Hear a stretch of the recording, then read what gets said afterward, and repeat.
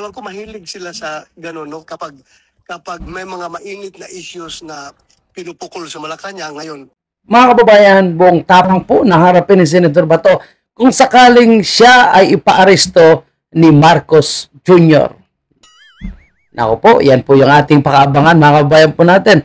Mukhang napakabilis agad maglabas ng statement nitong si Executive Secretary Bersamin nung dineklara ni Senator Bato de la Rosa na iboboykot niya ang isang lutang na administrasyon, lutang na presidente.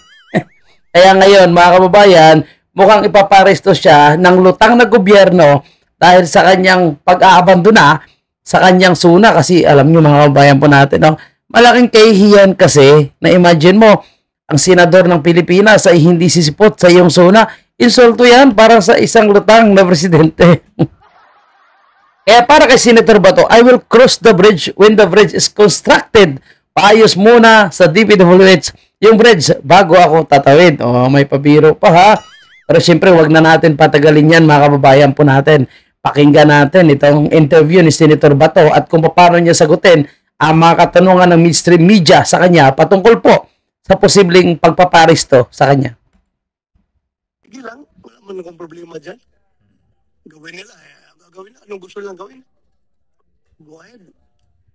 Pero sir, for you po, wala po talagang jurisdiction yung ano po, ICC po? Wala. The more na sila mismo. Ang gobyerno natin mismo ay mag-implement ng isang warrant galing sa isang body na walang jurisdiction over sa ating bansa.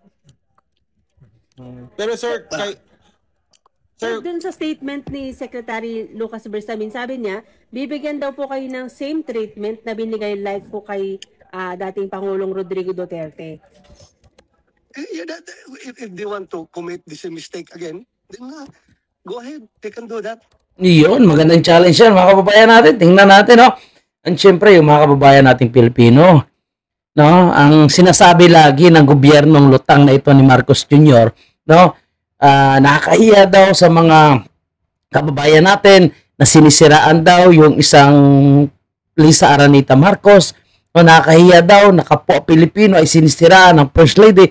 Pero, di ba mga kababayan po natin, hindi ba nahiya ang gobyernong lutang na ito ni Marcos Jr., no, sa ginawa nila kay President Duterte? Kung sinasabi nila na kahiya daw, sinisiraan si Marcos Jr., kapwa Pilipino, ano pala yung ginawa nila kay President Duterte? So kung sila ay kapwa Pilipino, pero kung ang mga Duterte o yung mga alin ng mga Duterte, kagaya ni Senator Bato de la Rosa, wala silang pakialam, hindi po sila nahihiya. So ang tawag sa kanila, makapalang muka at walang hiya. Diba? Ngayon, ang nakikita ko dito para sa akin na mga kabayan na itong pagpapalabas po nila ng statement na posibleng ipaparesto si Senator Bato de la Rosa, it's another diversionary issues, tactics, no? Para malihis na naman ang issue. Tandaan nyo, sinabi ni BP Sara noon na kung bakit pinaresto si President Duterte dahil i-divert ang issues sa pagka-involved ni Lisa Marcos sa di umano'y pagkamatay ng ating kababayan sa Amerika dahil sa overdose sa paggamit ng white powdery substance. Baka ito ay gagamitin na naman si Senator Bato. Ang tanong po natin sa ating milyong-milyong Pilipino, papayag ba tayo na muli na namang mangyayari ang ginawa nila kay ang ginawa nila kay President Duterte ay gagawin na naman kay Senator Bato? So kung okay lang sa ating mga Pilipino, ganito yung mangyari lahat. Lahat ng mga kritiko ng gobyerno ni Marcos Jr., isa-isahin nila yan. Kung mag-successful sila dito kay Senator Bato, sunod nila yan. Kung hindi si BP Sara, ay si Senator Bongo. At kung sino pa yung lalabas na kontra, magbabatikos, ito ay nasa gobyerno man o nasa private na tao, sigurado isa-isahin nila yan. And hindi po ligtas yung ordinaryong tao dito o hindi ligtas yung mga vloggers na nagsasalita. Kaya ngayon nakikita natin, pati yung mainstream media, no, parang tando-tando na lang. Yung sunod-sunura na lang kung anong sinasabi ni Claire Castro, kung anong dinideklara nila diyan sa palasyo, kung anong sasabihin ng gobyerno ni Marcos Jr. Hindi na po sila nagtatanong. So yung mga investigative journalism ngayon nawawala na rin. Napansin nyo? Diba? Lalo na kung ang imbestigahan ay corruption sa gobyerno, wala na. Imagine nyo ha, ang ingay nila sa impeachment ni BP Sara, ang ingay nila dito sa warrant ni Senator Bato. Pero ano nangyari sa issue ng bicameral report na wala na? Maharlika Investment Fund, may naghahanap ba? Wala na. Okay? So, ito lang, yung 5,500 flood control. So, anong ginagawa nila ngayon sa flood control? Alam mo, ito pa, no? Imbis na hanapin nila kung nasaan po yung flood control, alam mo yung ginagawa nila ngayon? Ha?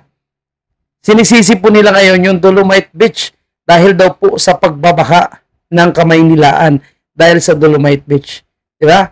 Yan ang proyekto na tanging hanggang ngayon ay pinapasalamatan ng bawat Pilipino. Dahil nakakalangap po sila ng sariwang hangin, nakakaupo po sila sa buhangin, na piling nila ay nasa Boracay po sila, pero nasa gitna lang po sila, no? Ng sentro ng Kamaynilaan. Tapos ngayon, plano nilang sisirain. Di ba? And divert ulit. Nawawalang sabungero. And now, Senator Bato de la Rosa. Pero yung tunay na issue ng ating bayan, nakapikit yung mata. Pati yung mainstream media ngayon. Naririnig ba natin na kinokontent nila yung patungkol sa bicameral report, Maharlika Investment Fund, sa pera ng PhilHealth? Inaano ba nila? Sa dayaan ng nakarang eleksyon, kinokontent ba ng mga mainstream media ngayon? Wala na po. No? Ang 5,500 flood control, kaliwat kanan yung baha, may parating na bagyo, tinatapik ba nila? Wala rin. Kasi tando-tando nga, pati yung mainstream media ngayon, at ganun din, no, yung ilang mga politiko dyan, ilan na lang talaga, kagaya ni Senator Bato, yung mga matatapang na mga naninindigan, kaya talagang i-eliminate ng mga yan, mga kababayan. O sige, pakinggan pa natin, Senator Bato. They want to make another mistake. Yung ginawa na kay Pangulong Duterte ay napakalaking mistake yun. At kung gagawin na willing to do the same mistake again, then they can do the same. Tama. So sa intel nyo, wala pa kayong natatanggap na mga information na meron na ulit na inilabas na warrant of arrest? Malapit na yung hearing kay PRID. Ewan ko mahilig sila sa gano'n, no? Kapag may mga mainit na issues na pinupukol sa Malacanang ngayon, pinag-uusapan na naman tong Yung mainit na issue. Mga kababayan, tumpak na naman Senator Bato. yung nangyari kay First Lady. Agoy, oy Lisa, tingnan mo ha. Akala mo hindi na amoy ni Senator Bato yung inyong plano ha. Ngayon, gagawa na naman sila ng issue. Agoy. ICC and the Senator para to divert the issue. Ayaw mo na mahilig ang mga tao dyan sa Malacanang. Mahilig ang mga tao dyan sa Malacanang. Naku po, ano kaya sasabihin ng nag-resign na naman, no? Na si Claire Castro, mga kababayan natin. Sigurado, kukulo na naman yung dugo niyan kung magkaroon sila ng press conference bukas. Sinabi ni Senator Bato na mahilig po mag-divert yung nasa Malacanang. Gagawa ang panibagong issue, kahit na old issue na, rehashed issue. Recycle, tanim ebidensya, tanim bala, tanim witness, tanim buto. Mga lutang kasi, no? High na high, fly high, butterfly. Ay, kung nila, yung i-recycle nila, para lang to divert the people's attention. Yan ang mahilig na lang gawin. Sir, bakit tingin nyo may katotohanan po ba yung kinasasangkutan ni First Lady Lisa Marcos? I don't know. I don't know. I'm not privy to that. Hindi ako nag-imbestiga tungkol dyan. Tama yan, Senator Bato. Hayaan mo maglabas, no, ng official na resulta ng investigation ang Beverly Hills. Tayo mag-aabang lang po tayo kung ano yung makukuha din ng mga report ng ating mga kabayan doon sa Amerika. May nag-iimbestiga doon.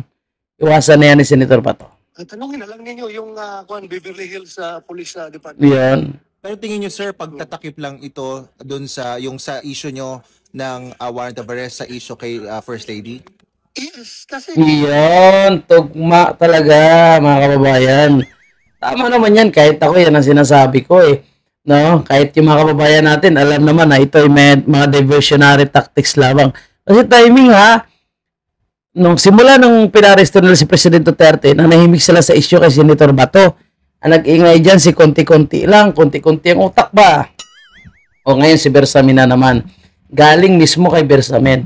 At kung talagang arestuin nila ang isang Senator Bato de la Rosa, bakit pa nila kailangan sabihin? Diba? di makaprepare Senator Bato de la Rosa. Dapat surprise kasi aarestuhin eh. O bakit sinasabi nila ngayon? Kasi nga, diversionary nga. O ngayon, bistado sila kay Senator Bato. Bakit nila pag-usapan yan na matagal naman na issue yan? Na nabibingin ang tao yan sa kakaulit-ulit ng issue na yan. Wala pa rin naman palang warrant na sinasabi nga. If lang naman daw. If. F. If, What the F? yun lang, if. So, paano ba pag-usapan na naman? May divert na naman ng issue dyan na palayo kay yung issue kinasakutan ni First Lady. Meron namang pag-usapan ng taong bayan. Yes, para pagdating po sa press conference, no, sa press con ni Blas Castro, di may takip na naman sila. Ano lang yun? Pero kayo pa ba, hingi po ba kayo ng tulong sa Senado kung ng sort of protection para po sa inyo? As I have said, I will cross the bridge when the bridge is constructed. Pero sir, there's no assurance na magtatago po kayo amid this warrant of arrest na sinasabi po nilang maaaring ilabas ng ICC at maaari raw po kayong maaresto should the ICC release one. If you are facing a government that is not observing, is not trying to preserve its sovereignty, then I don't have to answer that question. Is that a yes, sir? No, I don't have to answer that question. I Pero- don't have to answer this question. Pero haharapin nyo, sir, kung sakali po kayong ay arestuhin? As I have said, I will cross the bridge when the bridge is constructed. Paayos nyo muna sa DPWH yung bridge. Nawala ko talaga Senator Bato, no? Paayos mo na yung bridge. Diyan sa DPWH before he will cross the bridge. bago ako tatawid. So ngayon, wala kang preparations para dun sa possible arrest? Kung meron man akong preparations, why do I have to tell you? Alright, mga kababayan po natin, palakpakan natin Senator Bato, talagang napakatapang at pinagsusupalpal niya ngayong media, no?